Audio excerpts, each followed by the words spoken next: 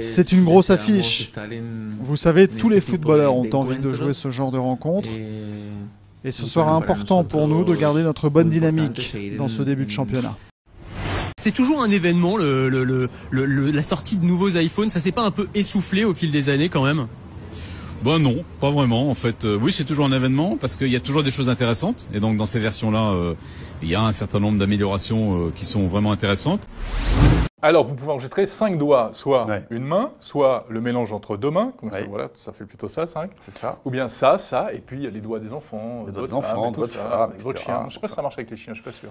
Je ne sais pas si un chien a un doigt, Jérôme. Non. Enfin bon, ça, on rentre dans un aspect biologique un peu compliqué qui n'a rien à voir avec ce test. Non mais monsieur Rocard, je suis désolé. Déjà, mais je vous interdis de dans 15 ans, m'insulter. je vous insulte pas, mais dans 15 ans... Vous me traitez de has-been, c'est péjoratif. Ah non, c'était une image, monsieur Rocard. C'est une image, c'est un propos, monsieur. Vous me traitez de has-been. Monsieur Rocard... Le pape François brise le dogme et livre le fond de sa pensée. Il affirme qu'il faut accompagner les homosexuels, les divorcés, les femmes ayant avorté. Un discours très clair, livré lors d'un long entretien. Je suis très heureux de la prolongation de mon contrat ainsi que de l'augmentation de mon salaire. Pour moi, c'est une reconnaissance de mon travail. Cela signifie que le club me fait confiance.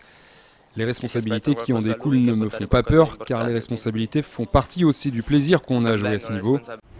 Même si j'ai désespérément besoin d'argent, je n'aurais pas gardé un centime de la somme que j'ai trouvée.